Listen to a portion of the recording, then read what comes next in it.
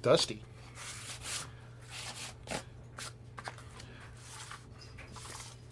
Need to adventure more.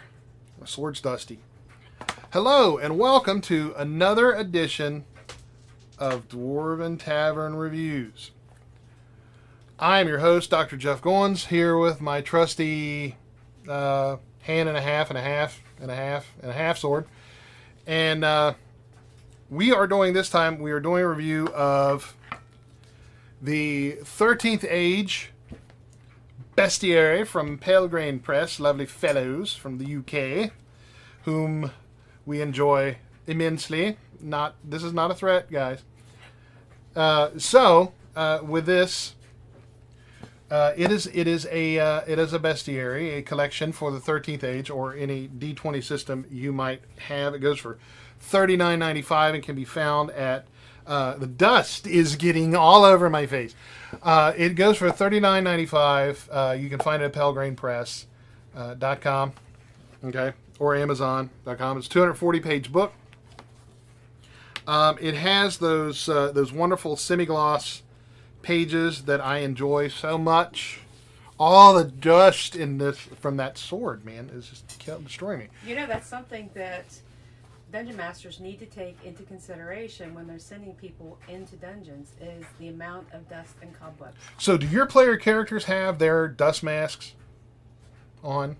I bet the Oriental Adventurers do. Your Chinese characters, they got those masks. Because you never know when you're going to get avian flu in that dungeon. It happens. Or SARS. There's a SAR beast. It's not in this book, but those are so last year or two. Yeah, they are. I heard they're mutating though. Okay, so what we have here is a book full of baddies, but again, the gentleman, I mean, it's arranged every way.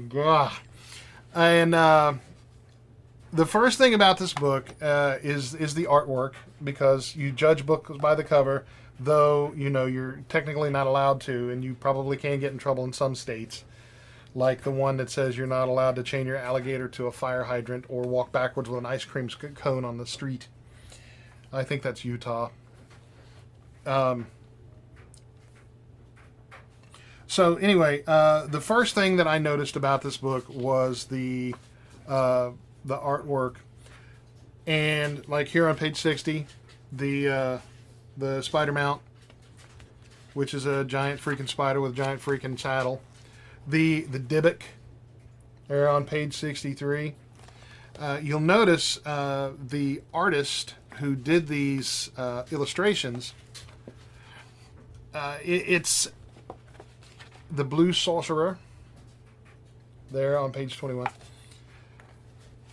The artist has a kind of a grungy, I don't know art terms that well. I don't know if grungy is an actual art term.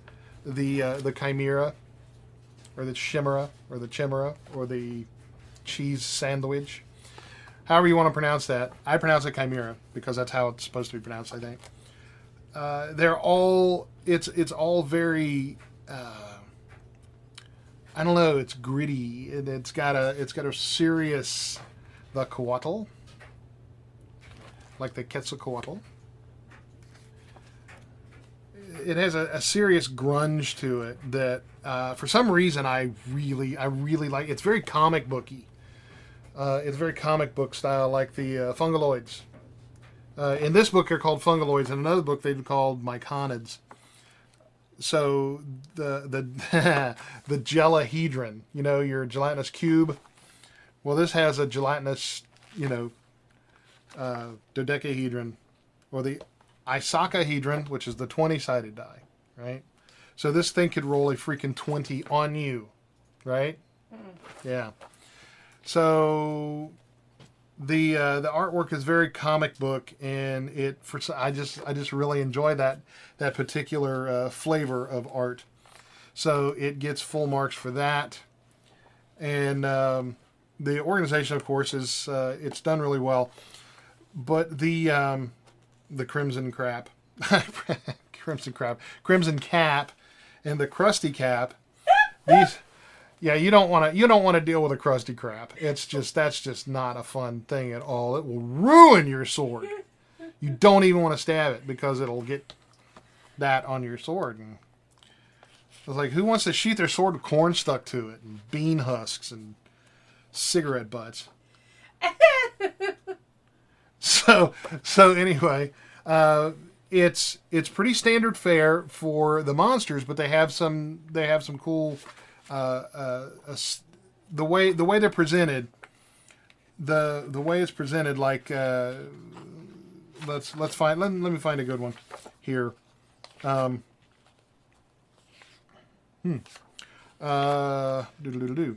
Intellect Devourer. Okay, that's a pretty standard psionic monster. It trolls schools for sure. Yup. Yeah, I think they're trolling schools as we speak because somebody's coming out with smarts and it ain't some of the students. You've got Intellect Body Snatchers. It tells about the combat hiding in its hosts. Ooh. It's like a parasite? Very much so. Once the host body drops to 0 hit points, the Intellect Devourer must emerge. So if you kill someone who has been, and it gives you role-playing tips, who has been inhabited by an Intellect Devourer, will ultimately be hidden in by the Intellect Devourer, and they're taken over. That would mess a wizard's day up big time. Oh yeah. So, and it's got tips for inserting the Intellect Devourer story during battle, building battles, Intellect Devourers, and the icons, and so forth. Because that icon thing from the original player's handbook thing that we did earlier, or it's not a player's handbook; it's a core rule book. So, it's got a lot of information, very useful information. The Twigzog. Fungaloids. It has a lot of very useful information for how to exactly play these monsters, because that can be a problem amongst both novice and advanced game masters alike, or dungeon masters, is that you get a creature and you don't know exactly how you should play it, or what is the best route to go with it. I had a single Shadow Mastiff way back when, who took on a group of high level or mid level players. They were like from 5th level to 9th level, which you should think would be okay to take out one Shadow Mastiff, but it absolutely destroyed them. Because I read up on what the Shadow Mastiff was supposed to do, and played it to its natural abilities, and they were just totally outclassed. And it killed, I think, 3 out of 5 of them. And, I mean, it was like watching the movie Alien, where it's picking them off one at a time, because it's what that does. It's what they do. And it was very clever. Used a cave and all that stuff. So. This book definitely helps with that. So, again, another 5 axes for this. I found nothing wrong with it, nothing wanting. Now, the only thing that was wanting is the fact that it was only 240 pages, and I could have used about 3 or 4 more volumes of these. The Zorigami. Very cool clockwork creatures on page 224. So... Yeah, 5 axes for the 13th Age Bestiary from Pelgrane Press. Look them up at pelgranepress.com.